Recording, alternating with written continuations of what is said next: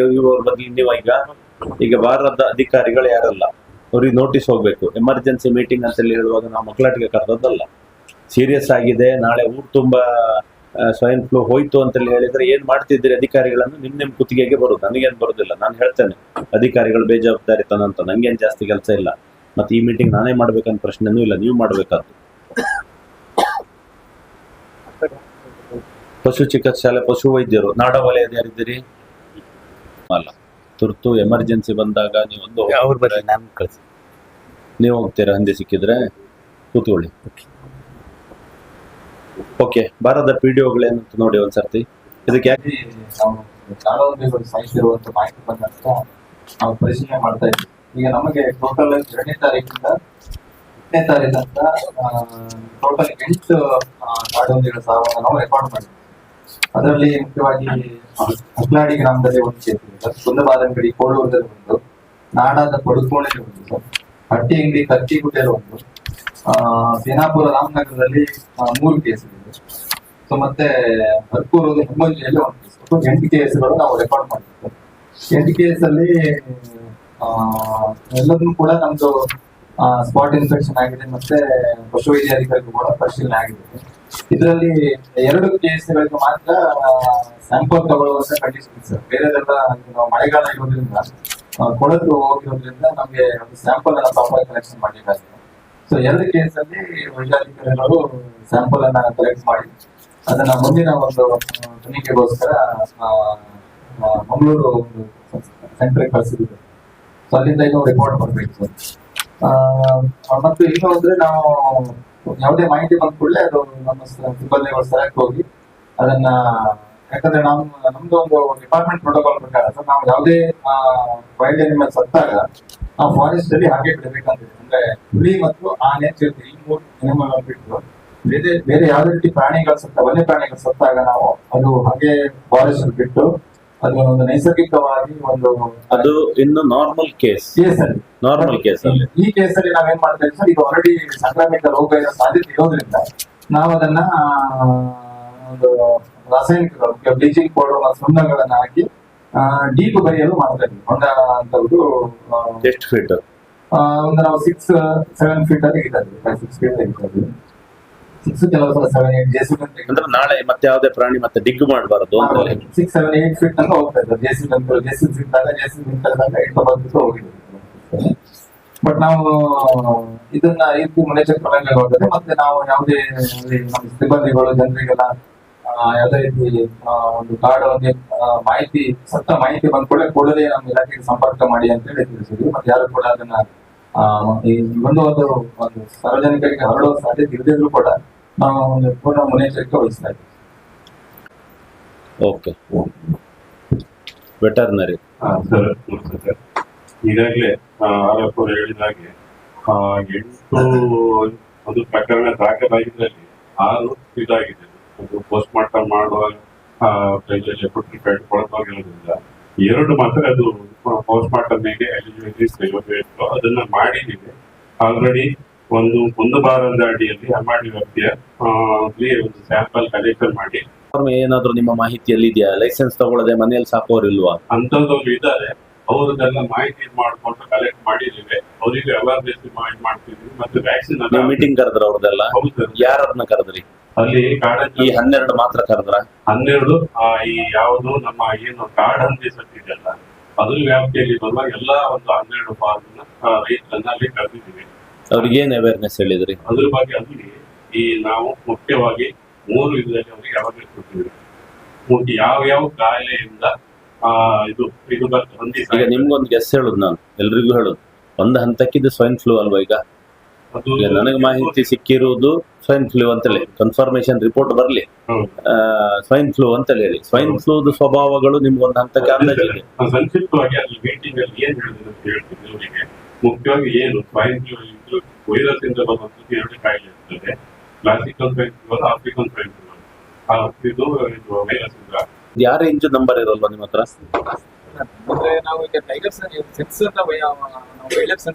ನಾನು ಕೇಳುದೇ ಇಲ್ಲ, ಅಥೆಂಟಿಕ್ ಕೇಳುದೇ ಇಲ್ಲ. ಅಂದಾಜು ಎಷ್ಟು? ಮುಂದಾಗಿ ಸರ್ ನಮ್ಗೆ ಈಗ ನಮ್ಮ ಈ ಆಲೂರು ಚಿರತೆ ನಿಮ್ಮ ಇದರಲ್ಲಿ ಎಷ್ಟಿದೆ ಹೇಳಿ ನೋಡು, ನಮ್ಮ ಕಾನ್ಸ್ಟಿಟ್ಯೂನ್ಸಿ ಅಲ್ಲಿ ಚಿರತೆ ಚಿರತೆ ಸರ್ ಈಗ ಬೈಂದೂರು ಕಾನ್ಸ್ಟಿಟ್ಯೂನ್ಸ್ ಅಲ್ಲಿ ಒಂದು 40-50 ಇರ್ಬೋದು ಸರ್. ಅಲ್ವಾ? ಬಟ್ ಇದು ನನ್ನ ಲೆಕ್ಕದಲ್ಲಿ ಈಗ ನಾವೇನು ಈ ಭಾಗ ಈಗ ಕಲ್ಪೂರು, ಆಲೂರು, ಶ್ರೀನಾಥ್ ಈ ಭಾಗದಲ್ಲಿ ಒಂದು 2,100 ಇರ್ಬೋದು ಅನ್ಸುತ್ತೆ. ಮತ್ತೆ ನನ್ನ ಪ್ರಶ್ನೆ ಅದು, ಒಂದು ಅಂದಾಜು ಒಂದು 2,000 ಹಂದಿಗಳು ಇರ್ಬೋದು ಅಲ್ವಾ? ಸೊ ಇದು ನಿಮ್ಗೆ ಎಲ್ಲಿಯಾದ್ರೂ ಗುಂಪುಗಳಲ್ಲಿ ಇರ್ತಾವ, ಇಂಥದ್ದೇ ಫಾರೆಸ್ಟ್ ಅಲ್ಲಿ ತಿಕ್ಕಿರ್ತಾವ ಅಥವಾ ಎಲ್ಲಾ ಕಡೆಯಲ್ಲಿ ಇರ್ತಾವ? ಅದು ಎಲ್ಲ ಕಡೆ ಇದೆ ಸರ್. ಗುಂಪುಗಳು ಸರ್ ನಾನು ಕೇಳೋದು, ಈಗ ಈ ಫಾರೆಸ್ಟ್ ಅಲ್ಲಿ ಏನೂ ಕಂಟ್ರೋಲ್ ಮಾಡ್ಲಿಕ್ಕೆ ಆಗುದಿಲ್ಲ, ಇಂಥದ್ದು ಏನಾದ್ರೂ ಹೊರಟದಿದ್ರೆ ನಿಮ್ಮ ಹತ್ರ ಮೆಡಿಸಿನ್ ಮಾಡ್ಲಿಕ್ಕೆ ಆಗುದಿಲ್ಲ, ನಿಮ್ಮ ಹತ್ರ ಇಂಜೆಕ್ಷನ್ ಮಾಡ್ಲಿಕ್ಕೆ ಆಗುದಿಲ್ಲ, ಒಮ್ಮೆ ಬಂದ್ರೆ ಅಷ್ಟು ಹಂದಿಗಳಿಗೆ ಬಂದು ಬಿಡ್ತಾವ? ಹೌದು ಸರ್. ಈಗ ಆಲ್ಮೋಸ್ಟ್ ಅಂದ್ರೆ ಗ್ರೂಪ್ ಅಲ್ಲಿ ಇರೋದ್ರಿಂದ ಸ್ಪ್ರೆಡ್ ಆಗುತ್ತೆ. ಮತ್ತೇನಾಗುತ್ತೆ ಅಲ್ಲಿ ಫಾರೆಸ್ಟ್ ಅಲ್ಲಿ ಕೆಲವು ಒಳಗೆ ಇಂಟಿರಲ್ಲ ಸತ್ತಿರೋದು ನಮ್ಗೆ ಗೊತ್ತಿರುವುದಿಲ್ಲ, ಅಲ್ಲೇ ಸ್ಪ್ರೆಡ್ ಆಗ್ಕೊಂಡಿರುತ್ತೆ ಮತ್ತು ಹರಡುತ್ತೆ. ನಿಮ್ಮ ಹತ್ರ ಕೇಳೋದು ನಾನು, ಸ್ವೈನ್ ಫ್ಲೂ ಒಂದು ಸರ್ತಿ ಈಗ ಅಷ್ಟು ಹಂದಿಗಳಿಗೆ ಹೋಗ್ತದೆ ಅಂತ ಅನ್ಕೋಬಹುದು. ಎಲ್ಲಿಯೋ ಒಂದ್ ಕಡೆ ಪೂರ್ತಿ ಡಿಸ್ಕನೆಕ್ಟ್ ಇದ್ರಡ್ಡಿಲ್ಲ, ಒಂದು ಫಾರೆಸ್ಟ್ ಇಂದ ಒಂದು ಫಾರೆಸ್ಟ್ ಕನೆಕ್ಟ್ ಇಲ್ಲ, ಹೊಳೆ ಇದೆ ಅಥವಾ ಫಾರೆಸ್ಟ್ ಇಂದ ಫಾರೆಸ್ಟ್ ಮಧ್ಯೆ ಒಂದು ಊರಿದೆ, ಏರಿಯಾ ಇದೆ ಅಂದ್ರೆ ಹಂದಿ ಈಚೆಂದ ಆಚೆ ಪಾಸ್ ಆಗಿರ್ಲಿಕ್ಕಿಲ್ಲ. ಇಲ್ಲದೆ ಇದ್ರೆ ನೀವೀಗ ಇನ್ನೊಂದು ಬರ್ತಾ ಬರ್ತಾ ನಿಮ್ ಸ್ಟಡಿಯಲ್ಲಿ ಬರ್ಬೋದು, ಇಂಥ ಏರಿಯಾಕ್ಕೆ ಬಂದಿದೆ, ಒಂದು ಬಾರ್ಡರ್ ಹಾಕ್ಬೇಕಲ್ಲ ಈಗ, ಇಂಥ ಏರಿಯಾಕ್ಕೆ ಬಂದಿದೆ, ಇಂಥ ಏರಿಯಾಕ್ಕೆ ಪಾಸ್ ಆದ ಯಾವುದೇ ಉದಾಹರಣೆ ಇಲ್ಲ. ಸೊ ಇದಿಷ್ಟು ಏರಿಯಾದಲ್ಲಿ ಫಾರೆಸ್ಟ್ ಅಲ್ಲಿ ಇದೆ. ಸೊ ಅದೇ ಹಂದಿಯ ರೂಟ್ ಅನ್ನೋದು ಈ ಹಂದಿ ಕನೆಕ್ಟ್ ಆಗಿರ್ತದೆ, ಸೋರ್ಸ್ ಇಲ್ಲಿ ಒಂದ್ ಕಡೆ ಆಗಿದೆಯಲ್ಲ, ಈ ಫಾರ್ಮ್ ಇಂದ ಹೊರಗೆ ಹೋಗಿರ್ಲಿಕ್ಕಿಲ್ಲ. ಸ್ವೈನ್ ಫ್ಲೂ ಬೇರೆ ಸರ್, ಸ್ವೈನ್ ಫೀವರ್ ಬೇರೆ. ಈ ಸ್ವೈನ್ ಫೀವರ್ ಅಂತ ಹೇಳಿದ್ರೆ ಅಲ್ಲಿ ಸ್ವೈನ್ ಫ್ಲೂ ಅಂತ ಹೊಂದಿದ್ದಾರೆ ಅಂತ ಹೇಳಿ ಮನುಷ್ಯರಿಗೆ ಬರುವ ಹಂದಿ ಜ್ವರಕ್ಕೆ ಸ್ವೈನ್ ಫ್ಲೂ, ಫ್ಲೂ ಅಂತ. ನಿಮಗೆ swine fever. So swine flu ಅನ್ನೋದು ಮನುಷ್ಯರಲ್ಲಿ ಬರ್ತದೆ. ಬಟ್ ಈ ಸ್ವೈನ್ ಫೀವರ್ ಅನ್ನೋದು ಮನುಷ್ಯರಿಗೆ ತೊಂದರೆ ಇಲ್ಲ ಅಲ್ವಾ? ಇದು ಎರಡೂ ಕೇಸ್ ಅಲ್ಲಿ ಆಫ್ರಿಕನ್ ಸ್ವೈನ್ ಫೀವರ್ ಇರಬಹುದು, ಕ್ಲಾಸಿಕಲ್ ಸ್ವೈನ್ ಫೀವರ್ ಇರಬಹುದು. ಹಂದಿಯಿಂದ ಹಂದಿಗೆ ಹರಡುತ್ತದೆ ಬಿಟ್ರೆ ಬೇರೆ ಪ್ರಾಣಿಗಳಿಗೂ ಹರಡುವುದಿಲ್ಲ, ಮನುಷ್ಯರಿಗೂ ಹರಡುವುದಿಲ್ಲ. Very clear. ಕ್ಲಿಯರ್ ಸರ್, ಯಾವುದೇ ಕ್ಲಿಯರ್ ಆಗಿ ಬೇರೆ ಅನಿಮಲ್ ಹೋಗುದಿಲ್ಲ. ಬೇರೆ ಅನಿಮಲ್ಗೂ ಹೋಗುದಿಲ್ಲ. ಆದ್ರೆ ನೀವೀಗ ಇವೆರಡನ್ನ ನೀವೀಗ ಸ್ಟಡಿ ಮಾಡ್ಲಿಕ್ಕೆ ನಿಮ್ಗೊಂದು ಅವಕಾಶ ಸಿಕ್ಕಿದೆ. ಆಫ್ರಿಕನ್ನ ಕ್ಲಾಸಿಕಲ್ ಅಂತ ಹೇಳಿ ಹೇಗೆ ಹೇಳಿ ಜಸ್ಟ್ ಲಾಜಿಕಲ್ ಥಿಂಕ್ ಮಾಡ್ತಾ ಇದ್ದೀರಾ ಅಂತ. ಸ್ಯಾಂಪಲ್ ಅಂತ ಅಷ್ಟೇ, ಅವ್ರ ಮನೆಯಲ್ಲಿ ಗೊತ್ತಿರೋದ್ರಿಂದ ಜ್ವರ ಬಂದ ಲಕ್ಷಣ ಅನ್ನೋದು ಬೆಳಗಿಂದ ಸಂಜೆವರೆಗೆ ಸತ್ತದಿದ್ರೆ ಅದು ಆಫ್ರಿಕನ್ ಅಂತ ಆಯ್ತು. ಸೊ ಅವರಿಗೂ ಈಗ ಶಾಕ್ ಆಗಿ ದಿನ ಡೆತ್ ಆಗ್ತಿದೆ ಅಂತ ನೀವು ಫೋನ್ ಬಂದ್ರೆ ಅದು ಆಗೀಗ ಫಾಸ್ಟ್ ಇದೆ ಅಂತ ಲೆಕ್ಕ. ಸೊ ಇಲ್ಲದೆ ಇದ್ರೆ ಅಲ್ಲಿ ನೀವೀಗ ಆ ಟೆಸ್ಟ್ ಮಾಡಲೇಬಹುದು. ನಿಮ್ಗೀಗ ಎಲ್ಲಿಯೂ ಒಂದು ನಾಡ ಹಂದಿಯಲ್ಲಿ ಆಗ್ಲಿಲ್ಲ, ಪೂರ್ತಿ ಫಾರೆಸ್ಟ್ ಅಂದ್ರೆ ನಾವು ಕಂಗಲ್ಲ, ಈಗ ಏನೂ ಇಲ್ಲ ನಮ್ಮ ಹತ್ರ. ಸೊ ಅವರ ಒಂದೇ ಫಾರ್ಮ್ ಅಲ್ಲಿ ನೀವೀಗ ಡೀಪ್ ಸ್ಟಡಿ ಮಾಡ್ಬೋದು ಅಂತ ಅನಿಸ್ತದೆ. ಅಂತ TH ಅವರೇ, ಒಂದು ನಾವು ಮ್ಯಾಪಿಂಗ್ ಅದರ ನಂತರ ಪಡುಕೋಣೆ ಅಲ್ಲಿ ಮೊನ್ನೆ ಕೂಡ ಒಂದಾಗಿತ್ತು. ಹಾಗೆ ಅದು ಎಕ್ಸ್ಟೆಂಡ್ ಆಗಿ ನಮ್ಮ ಆಲೂರಲ್ಲಿ ರಪ್ಪೂರು, ಹಾಗೆ ಅದರ ನಂತರ ಕಟಿಂಬತ್ತಿ, ಅದರ ನಂತರ ಪಕ್ಲಾಡಿ ದೇವಿಯಮ್ಮ ದೇವಸ್ಥಾನ, ಅದರ ನಂತರ ಫುಲ್ವಾಡಿ ಏರಿಯಾದಲ್ಲಿ ಒಂದು ಸಪೂರು, ಅಷ್ಟಬೀದಿ ಆ ಪ್ರದೇಶದಲ್ಲಿ ಸಿಕ್ಕಿದೆ. ಅಂದ್ರೆ ಒಟ್ಟಾರೆ ನೋಡ್ಲಿಕ್ಕೆ ಹೋದ್ರೆ ನಾವು ಮ್ಯಾಪಿಂಗ್ ಮಾಡಿದಾಗ ಇದು ಸೊಪ್ಪಣಿಕ ನದಿ ಈಚೆ ಬದಿ ಇನ್ನೊಂದಿದೆ. ಅಂದ್ರೆ ಅವರು ಈಗ ಈ ಹಂದಿಗಳ ಏನು ಓಡಾಟವನ್ನು ಮಾಡಿದ್ರೆ ಅವ್ರು ಪಾಸ್ ಆಗಿ ಹೋಗ್ಲಿಕ್ಕೆ ಬ್ರಿಡ್ಜ್ ಏನಾದ್ರು ಬೇಕಾಗ್ತದೆ, ನೀರಿನಲ್ಲಿ ಅದಕ್ಕೆ ಹೋಗ್ಲಿಕ್ಕೆ ಆಗುದಿಲ್ಲ. ಅದೊಂದು ಇಂಪಾರ್ಟೆನ್ಸ್ ಇದೆ. ಇನ್ನು ಆಚೆಗೆ ಅದು ಎಕ್ಸ್ಟೆಂಡ್ ಆಗ್ಲಿಲ್ಲ, ಇನ್ನು ಕೊಲ್ಲೂರು ಬದಿಗೂ ಹೋಗ್ಲಿಲ್ಲ ಸರ್. ಈಚೆ ಸೌಪರ್ಣಿಕ ಬಾರ್ಡರ್ ಇದ್ದಾಗೆ ಇನ್ನೊಂದ್ ಸೈಡ್ ನಿಮ್ಗೆ ಫಾರೆಸ್ಟ್, ಇನ್ನೊಂದ್ ಸೈಡ್ ಫಾರೆಸ್ಟ್ ಬಾರ್ಡರ್ ಇದೆಯಾ? ಏನಾದ್ರು ಹೇಳುವಂತ ಬಾರ್ಡರ್ ತಗಲ್ಲ? ಇಲ್ಲಿವರೆಗಂತೂ ಹೋದ್ರೆ ಸ್ಪ್ರೆಡ್ ಆದದ್ದಿದ್ರೆ ಇಲ್ಲಿವರೆಗೆ ಅವರಿಗೆ ದೊಡ್ಡ ಬ್ರಿಡ್ಜ್ ಅಥವಾ ಈಸಿ ಕನೆಕ್ಟ್ ಏನೋ ಇರ್ಬೇಕು. ಅದನ್ನ ಬಿಟ್ಟರೆ ಇನ್ನೊಂದ್ ಸೈಡ್ ನೀವು ಬಾರ್ಡರ್ ಮನಸ್ಸಿನಲ್ಲಾದ್ರೂ ಹಾಕೋಬೇಕಲ್ಲ, ಈಗ ಕಲ್ಪನೆ ಮಾಡ್ಬೇಕಲ್ಲ ಆ ಬಾರ್ಡರ್ ಯಾವ್ದು? ಈಗ ನಮ್ಗೆ ಈಗ ಸೌಪರ್ಣಿಕ ನದಿದು ಈ ಕಡೆ ನಮ್ದು ಸೌತ್ ಸೈಡ್ ಅಲ್ಲಿ ಈಗ ಆಗ್ತಾ ಇದೆ. ಹೌದು, ಇದರಿಂದ ಬಂದ್ರೆ ಎಲ್ಲಿವರೆಗೆ? ಈ ಹಲಡಿ ರಿವರ್ ವರೆಗೂ ಬರ್ತದಾ? ಇಲ್ಲ ಸರ್, ನಮ್ಗೀಗ ಅಲ್ಲಿ ನಮ್ಗೆ ಈ ಕಡೆ ಅಲ್ಲಿ ಎಮ್ಮಡಿಯಿಂದ ಈ ಕಡೆ ಬರ್ತಾ ಇಲ್ಲ, ಆ ಕಡೆ ನಮ್ಗೆ ಅಂಗಡಿನೇ ಒಂದು ಬೌಂಡ್ರಿ. ಓಕೆ, ಮಾಹಿತಿಗಳೇನಿದೆ ಅದನ್ನ ಆಲ್ರೆಡಿ ನಮ್ಗೆ ಹೇಳಿದ್ದಾರೆ. ಈಗ ಮುಖ್ಯವಾಗಿ ಜನರಿಗೆ ಆತಂಕ ಇರುವಂತದ್ದು ನಮ್ಗೇನಾದ್ರು ಸಮಸ್ಯೆ ಆಗ್ತದೆ ಅಂತ ಹೇಳಿ, ಅದಕ್ಕೆ ಈಗ ನಾವು ಫಸ್ಟ್ ಏನು ರಾಮನಗರದಲ್ಲಿ ಕೇಸಸ್ ಕಂಡ ನಂತರ ನಾವೇನ್ ಮಾಡಿದ್ವಿ, ಇಮಿಡಿಯೇಟ್ ಆಗಿ ನಮ್ಮ ಆಶಾ ವರ್ಕರ್ ಇರ್ಬೋದು, ಹೆಲ್ತ್ ವರ್ಕರ್ಸ್ ಹೇಳಿ ಇದು ಮನುಷ್ಯನಿಗೆ ಸಮಸ್ಯೆ ಆಗುದಿಲ್ಲ ಅಂತ ಹೇಳಿ ಅವ್ರಿಗೆ ನಾವು ವ್ಯಾಪಕವಾಗಿ ಪ್ರಚಾರವನ್ನ ಕೊಡ್ತಾ ಇದ್ದೇವೆ. ಇದಲ್ಲದೆ ಈಗಾಗಲೇ ನಾವು ಮೆಡಿಕಲ್ ಆಫೀಸರ್ ಮತ್ತು ಎಲ್ರಿಗೂ ಕೂಡ ನಮ್ಮ ಏರಿಯಾದಲ್ಲಿ ಅಂದ್ರೆ ಕುಂದಾಪುರ ಮತ್ತು ಬೆಂಗಳೂರು ತಾಲೂಕಿನಲ್ಲಿ ಕೂಡ ಮಾಹಿತಿ ಕೊಟ್ಟಿದ್ದೇವೆ. ಏನಂದ್ರೆ ಯಾವ್ದಾದ್ರು ಅಸಹಜ ಹಂದಿಗಳು ಅಥವಾ ಯಾವುದೇ ಪ್ರಾಣಿ ಮಾಹಿತಿ ಕೊಡ್ತಾ ಇದ್ದೇವೆ. ಇನ್ನೊಂದು ಮುಖ್ಯವಾಗಿ ಜನರಿಗೆ ಒಂದು ಮಾಹಿತಿ ನಮ್ಮ ಸೈಡ್ ಏನು ಈ ಸಾಮಾನ್ಯವಾಗಿ ಇದು ಇಲ್ಲಿಗಲ್ ಆಗಿದ್ರು ಕೂಡ ಹಂದಿಯನ್ನ ತಿನ್ನುವಂಥದ್ದು ಕೂಡ ನಮ್ಮಲ್ಲಿ ಇದೆ. ಅಂತ ಸಂದರ್ಭದಲ್ಲಿ ಕೆಲವೊಬ್ರು ಈ ಹಂದಿಗಳು ಈಸಿಲಿ ಸಿಗುವಂತದ್ದು ಅವ್ರು ಡಿಸೀಸ್ ಅಂತ ಗೊತ್ತಿರುವುದಿಲ್ಲ, ಅದನ್ನ ಅವರು ತಿನ್ನಿಸ್ತಾರೆ. ಈ ಮಾಹಿತಿಯನ್ನ ನಾವು ಕೊಡ್ತಾ ಇದ್ದೇವೆ. ಅಂದ್ರೆ ಹಂದಿಗಳು ಒಂದ್ ನಿಮಿಷ ಡಾಕ್ಟ್ರೆ.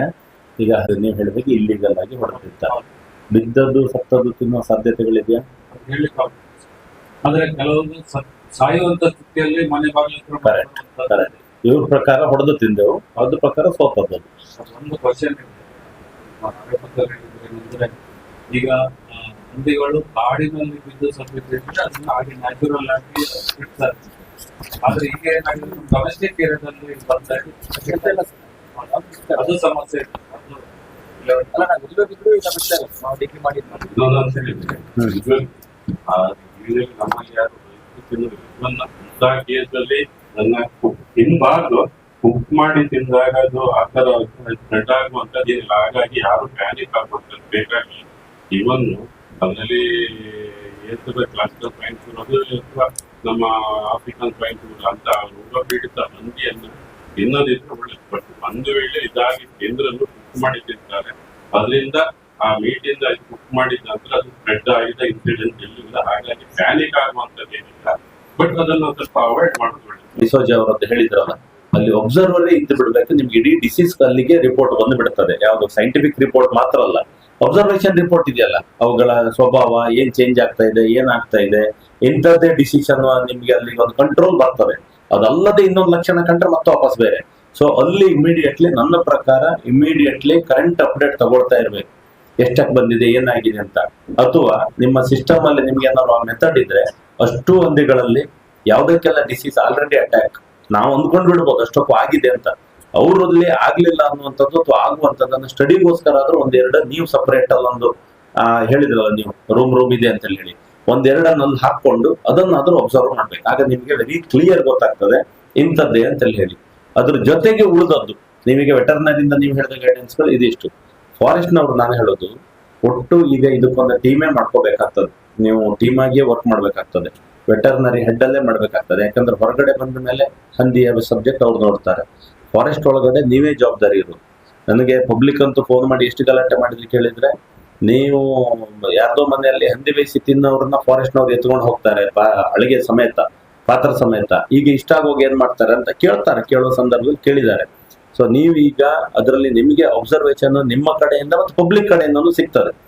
ಸೊ ಅದು ಇನ್ನೊಂದು ಕಡೆ ಸ್ಪ್ರೆಡ್ ಆಗೋದಾಗಿ ಇಂಥ ಏರಿಯಾ ಬಂದಿದೆ ಅನ್ನೋದು ಅನೌನ್ಸ್ ಮಾಡ್ಲಿಕ್ಕೆ ಆಗ್ತದೆ ನೋಡಿ.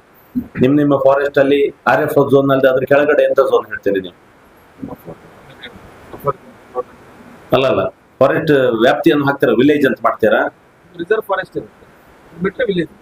ಆ ವಿಲೇಜ್ ಯಾವ್ದಾವ್ದು ಬಾರ್ಡರ್ ಅಲ್ಲಿ ಇಂತಿಂತ ವಿಲೇಜ್ ನಿಮ್ಮ ಫಾರೆಸ್ಟ್ ವ್ಯಾಪ್ತಿಯಲ್ಲಿ ಇಂತಿಂತ ವಿಲೇಜ್ ಅಲ್ಲಿ ಆಲ್ರೆಡಿ ಫೌಂಡ್ ಆಯ್ತಾ, ಗೆಸ್ ಇಂತಿಂತ ವ್ಯಾಪ್ತಿಯಲ್ಲಿ ಬಂದಿರಬಹುದು ಅನ್ನೋದನ್ನ ನಿಮ್ಮ ಲ್ಯಾಂಗ್ವೇಜ್ ಅಲ್ಲಿ ನೀವು ಸೆಟ್ ಮಾಡ್ಕೊಳ್ಳೋದು ಒಳ್ಳೇದು. ಸೊ ಅದಿಷ್ಟು ಅಬ್ಸರ್ವೇಷನ್ ಅಲ್ಲಿ ಇಟ್ಕೊಂಡ್ರೆ ಆಗ್ತದೆ. ನಿಮ್ಮ ಸ್ಟಾಫ್ ಸಹಿತ ಒಂದು ಎಚ್ಚರಿಕೆ, ಇನ್ನೊಂದು ಧೈರ್ಯ ಎರಡೂ ಕೊಡ್ಬೇಕು. ನಿಮ್ಮ ಡಿಪಾರ್ಟ್ಮೆಂಟ್ ಮೀಟಿಂಗ್ ಕರೆದು ಒಂದನೇದು ಸಿಕ್ಕಿದ ತಕ್ಷಣ ಕೈಯಲ್ಲೋ ಮತ್ತೊಂದು, ಯಾಕಂದ್ರೆ ನಿಮ್ಮ ಕೆಳ ಹಂತದವರು ಸ್ವಲ್ಪ ಡೋಂಟ್ ಕೇರ್ ಇರ್ತಾರೆ, ಹೋಗಿ ಕೈಯಲ್ಲೆಲ್ಲ ಮುಟ್ಟಿ ಗಿಟ್ಟಿ ಎಲ್ಲ ಮಾಡ್ಲಿಕ್ಕೆ ಹೋಗ್ಬಾರ್ದು. ಅವರ ಸೇಫ್ಟಿಯನ್ನು ಇಟ್ಟುಕೊಂಡೇ ನೋಡ್ಬೇಕು. ಅದನ್ನು ನೀವು ಇನ್ಸ್ಟ್ರಕ್ಷನ್ ಕೊಡಿ.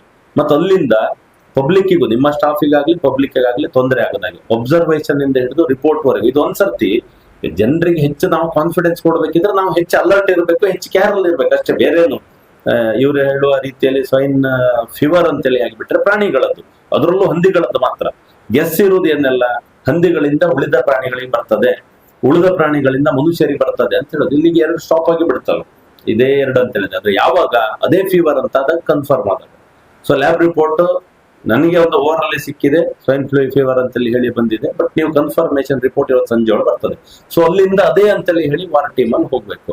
ಸೊ ವೆಟರ್ನರಿ ಅವರ ಹೆಡ್, ಫಾರೆಸ್ಟ್ ಮತ್ತೆ ಆರೋಗ್ಯ ಇಲಾಖೆನ ಜಾಯಿಂಟ್ ತಗೊಂಡು ನೀವು ಒಂದು ಟೀಮ್ ಎಲ್ಲರೂ ಒಂದು ಕಡೆ ಸಿಕ್ಕಿದ್ರು ಇದಿಷ್ಟಕ್ಕೂ ಆನ್ಸರ್ ಕಂಡುಕೊಂಡ್ಬಿಡಿ ಅಂತ ಹೇಳಿ. ಸೊ ಸಂಬಂಧಪಟ್ಟ PDOಗಳು, ಸಂಬಂಧಪಟ್ಟ ಉಳಿದ ಇಲಾಖೆಗಳು ನಿಮ್ಗೆ ಯಾವ್ದೆಲ್ಲ ಬರ್ತದೆ, ಇನ್ಯಾವ್ದು ಬೇಕು? ಆರೋಗ್ಯ ಇಲಾಖೆ, ವೆಟರ್ನರಿ, ಫಾರೆಸ್ಟ್ ವೆಟರ್, ಇನ್ಯಾವ್ದಿದೆ? ತಾಲೂಕ್ ಪಂಚಾಯತ್ PDO ಸ್ಥಳೀಯಗಳಿತ್ತಲ್ವ. ಸೊ ಇಲ್ಲಿಗೆ ಬಂದ್ಬಿಟ್ರೆ ಒಂದು ಬಂದಿದೆ ಅನ್ನೋದು ಲಿಮಿಟ್ ಮಾಡ್ತಾ ಬರ್ಬೋದು.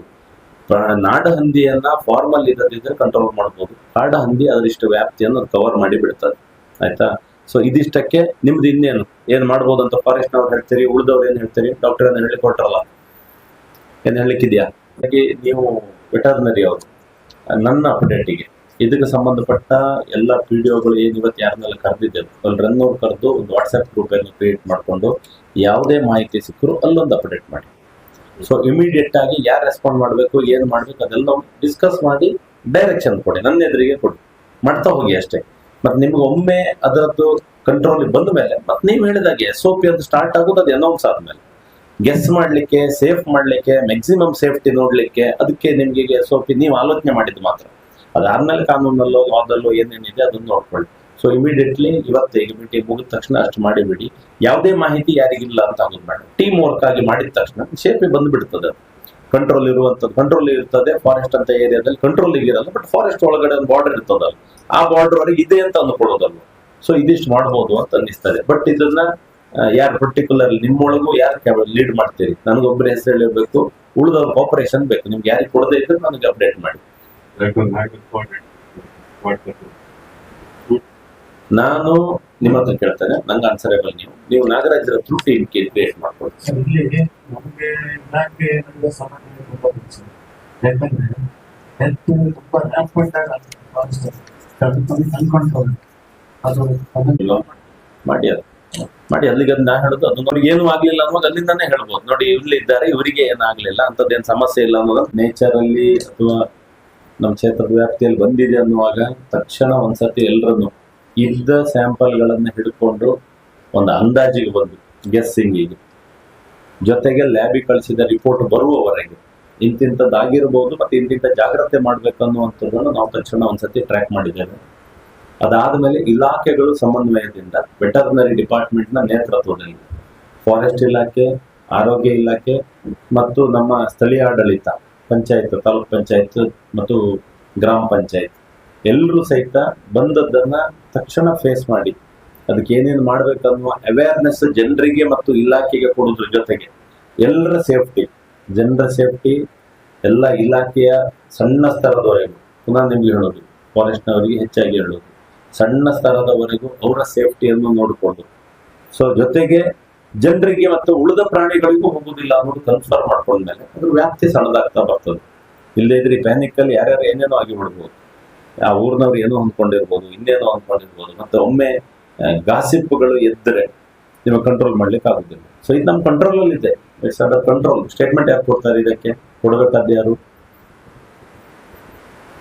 ಅಧಿಕೃತ ರಿಪೋರ್ಟ್ ಬಂದ ಮೇಲೆ ನೋಡಿ ಅದು ಒಂದ್ಸತಿ ನಮ್ಮ ಕಡೆಯಿಂದ ಜನರಿಗೆ ಹೇಳುವಂಥದ್ದು ಒಂದ್ಸತಿ ಇವತ್ತಿನ ಪರಿಸ್ಥಿತಿ ಅಂತ ಹೇಳ್ಬೇಡ್ವಾ? ಒಂದು ಡಿಡಿಗೆ ರಿಪೋರ್ಟ್ ಮಾಡ್ತೇವೆ, ಡಿಡಿ DC ಅವರಿಗೆ ಕಾಂಟ್ಯಾಕ್ಟ್ ಮಾಡಿ DC ಅವರು ಮಾಡ್ತಾರೆ. ಓಕೆ, ಸೊ DC ಅವ್ರು ಅನೌನ್ಸ್ ಮಾಡ್ತಾರೆ, ಸ್ಟೇಟ್ಮೆಂಟ್ ಕೊಡ್ತಾರೆ ಅಂತ ಹೇಳಿದ್ದಾರೆ, ಅಲ್ಲಿ ಕೊಡಿ. ಬಟ್ ಎಲ್ಲರೂ ಸಹಿತ ನಾವು ಅಲರ್ಟ್ ಇದ್ದೇವೆ ಅನ್ನೋದು ಮತ್ತೆ ಎಲ್ಲರೂ ಸತರ್ಕರಿರ್ಬೇಕು. ಮತ್ತೆ ಅದೇನೇನಾಗಿದೆ ಅಂತೇಳಿ ಎಲ್ಲೋ ಒಂದ್ ಕಡೆ ನೆಗ್ಲೆಕ್ಟ್ ಆಯ್ತು, ಹಂದಿ ನಂದಲ್ಲ ನಿಮ್ದಲ್ಲ, ಫಾರೆಸ್ಟ್ ಇದಲ್ಲ, ವೆಟರ್ನರಿ ಇದಲ್ಲ, ಆರೋಗ್ಯ ಇಲಾಖೆದಲ್ಲ, ಈ ರೀತಿಯೂ ಬಾರದೆ. ಎಲ್ಲಿಯೇ ಬಂದ್ರು ಒಟ್ಟಾಗಿ ಇದೊಂದು ವಿಷಯಕ್ಕೆ ತಕ್ಷಣ ರೆಸ್ಪಾಂಡ್ ಮಾಡೋದು. ಯಾರ ಹತ್ರಲ್ಲಿ ಇದ್ದಿದ್ದೇವೆ ತಕ್ಷಣ ರೆಸ್ಪಾಂಡ್ ಮಾಡುವಂತದ್ದು ಅದನ್ನು ಮಾಡಿ ಬಿಡ್ಬೇಕು. ಫಾರೆಸ್ಟ್ ಒಳಗಡೆ ಉಳಿದವ್ರಿಗೆ ಹೋಗ್ಲಿಕ್ಕೆ ಆಗುದಿಲ್ಲ, ಹೋಗುದು ಸರಿಯಲ್ಲ. ಸೊ ಅದು ನೀವು ತಕ್ಷಣ ನೋಡ್ಬೇಕು. ಫಾರ್ಮ್ ಅಲ್ಲಿ ಬಂದದ್ದು ಅದಕ್ಕೆ ನೀವೇನಂತೇಳಿ ಹೇಳ್ಬೇಕು. ಜನರಿಗೆ ಏನಾದ್ರು ಆಗ್ತಾ ಇದೆ ಅಂತ ಎರಡೂ ಕಡೆಯಿಂದ ಆರೋಗ್ಯ ಇಲಾಖೆ ಅಬ್ಸರ್ವ್ ಮಾಡ್ಬೇಕು. ಸೊ ಒಂದು ಟೀಮ್ ಆಗಿ ತಾಲೂಕ್ ಪಂಚಾಯತ್ ಮತ್ತು ಉಳಿದವರು ಸಹಿತ ಸ್ಥಳೀಯ ಆಡಳಿತಕ್ಕೆ ಕರೆಕ್ಟ್ ಗೈಡೆನ್ಸ್ ಕೊಟ್ಟು ತಕ್ಷಣ ಮಾಡ್ಬೇಕು. ಮೀಟಿಂಗ್ ಬಾರದವರಿಗೆ ನನಗೆ ತಕ್ಷಣ ಇಶ್ಯೂ ಆಗ್ಬೇಕು, ನೋಟಿಸ್ ಇಶ್ಯೂ ಆಗ್ಬೇಕು. ಈ ಎಮರ್ಜೆನ್ಸಿಯನ್ನು ನೆಗ್ಲೆಕ್ಟ್ ಮಾಡೋದು ಎರಡು ಇವುಗಳು. ಇವತ್ತು ಯಾರನ್ನು ಕರೆದಿದ್ದೇವೆ, ಯಾರು ಬರಲಿಲ್ಲ, ತಕ್ಷಣ ಅದನ್ನ ಫಾಲೋ ಅಪ್ ಮಾಡಿಬಿಟ್ಟು. ಸೊ ಅರ್ಜೆಂಟ್ ಆಗಿ ಕರೆದು ಬಂದು ಎಮರ್ಜೆನ್ಸಿ ರೆಸ್ಪಾಂಡ್ ಮಾಡಿದಕ್ಕೆ ನಿಮ್ಗೆಲ್ರಿಗೂ ಥ್ಯಾಂಕ್ಸ್, ಧನ್ಯವಾದಗಳು. ಕಳೆದ ಒಂದು 15-20 ದಿವಸದಿಂದ ಬೈಂದೂರು ಕ್ಷೇತ್ರದ 2 ಹೋಬಳಿಯ ವ್ಯಾಪ್ತಿ, ಹುಣಸೆ ಹೋಬಳಿ ಮತ್ತು ಬೈಂದೂರು ಹೋಬಳಿ, ಕೆಲವು ಪಂಚಾಯತ್ಗಳಲ್ಲಿ ಹಂದಿಗಳ ಕಳೆಬರ. ಆರಂಭದಲ್ಲಿ ಕಾಡಹಂದಿ ಅಂತಿತ್ತು, ಆಮೇಲೆ ಒಂದೆರಡು ಫಾರ್ಮ್ಗಳಲ್ಲಿ ನಾಡಹಂದಿದು ಸಹಿತ ಕಳೆಬರ ಸಿಕ್ಕಿರೋದ್ರಿಂದ ಒಂದ್ಸರ್ತಿ ಪ್ಯಾನಿಕ್ ಹರಡಿತ್ತು. ಏನಿರ್ಬೋದು ಇದರಿಂದ ಉಳಿದ ಪ್ರಾಣಿಗಳಿಗೆ ಏನಾಗ್ತದೆ, ಮನುಷ್ಯರಿಗೆ ಏನಾಗ್ತದೆ, ಇದೆಲ್ಲ ಇತ್ತು. ಹಾಗಾಗಿ ತುರ್ತು ಎಲ್ಲ ಇಲಾಖೆಗಳನ್ನ, ವೆಟರ್ನರಿ, ಫಾರೆಸ್ಟ್, ಆರೋಗ್ಯ ಇಲಾಖೆ, ಸ್ಥಳೀಯ ಆಡಳಿತ ಎಲ್ಲರನ್ನು, ಪ್ರಮುಖರನ್ನು ಮತ್ತು ಸ್ಥಳೀಯ ಅಧಿಕಾರಿಗಳನ್ನು ಕರೆದು ಒಂದು ಸಭೆ ಮಾಡಿದ್ದೇನೆ. ತಕ್ಷಣಕ್ಕೆ ಒಂದು 2-3 ಅದು ಆಫ್ರಿಕನ್ ಫ್ಲೂ ಅಥವಾ ಕ್ಲಾಸಿಕಲ್ ಫ್ಲೂ ಅಥವಾ ಸ್ವೈನ್ ಫ್ಲೂ ಈ ರೀತಿಯೆಲ್ಲ ಒಂದು ಗೆಸ್ ಇದೆ. ಒಂದು ಗ್ಯಾರಂಟಿ ಏನಕ್ಕೆ ಹೇಳಿದ್ರೆ, ಹಂದಿಗಳಿಗೆ ಬಂದಂತ ಈಗ ಏನಿದೆ ಸಿಂಪ್ಟಮ್, ಇದು ಬೇರೆ ಪ್ರಾಣಿಗಳಿಗೂ ಬರುವುದಿಲ್ಲ. ಮನುಷ್ಯರಿಗೆ ಆಯ್ತಲ್ಲ, ಬೇರೆ ಪ್ರಾಣಿಗಳಿಗೂ ಬರುವುದಿಲ್ಲ. ಸಿಗುವಾಗ ಎಲ್ಲವೂ ಕಳೆದು ಹೋಗಿದೆ. ಈಗ ಆಫ್ರಿಕನ್ ಫ್ಲೂ ಅಂತೇಳಿ ಆದ್ರೆ ಬೆಳಿಗ್ಗೆ ಕಾಯಿಲೆ ಬಂದ್ರೆ ಸಂಜೆ ಒಳಗೆ ಹಂದಿ ಸಾಯ್ತವೆ. ಕ್ಲಾಸಿಕಲ್ ಅಂತ ಹೇಳಿದ್ರೆ ಒಂದು ವಾರದಲ್ಲಿ ಗೊತ್ತಾಗಿ ಬಿಡ್ತದೆ. ಸೊ ಅಲ್ಲಿಗೆ ನಾಡ ಹಂದಿಗೂ ಇರುವುದರಿಂದ ಯಾರ ಫಾರ್ಮ್ನಲ್ಲಿ ಬಂದಿದೆ ಅಲ್ಲೇ ನಿಂತ್ಕೊಂಡು ಅಬ್ಸರ್ವ್ ಮಾಡಿ ಇದು ಇಂಥದ್ದೇ ಅಂತೇಳಿ ಹೇಳಿ ಡಿಸಿಷನ್ ಬರಬಹುದು. ಸ್ಯಾಂಪಲ್ ಕಳಿಸಿ ಕೊಟ್ಟದ್ದು ಇವತ್ತು ಸಂಜೆ ಸಿಗ್ತದೆ, ಅದನ್ನ DC ಅನೌನ್ಸ್ ಮಾಡ್ತಾರೆ ಯಾವ ಫೀವರ್ ಅಂತೇಳಿ ಹೇಳಿ.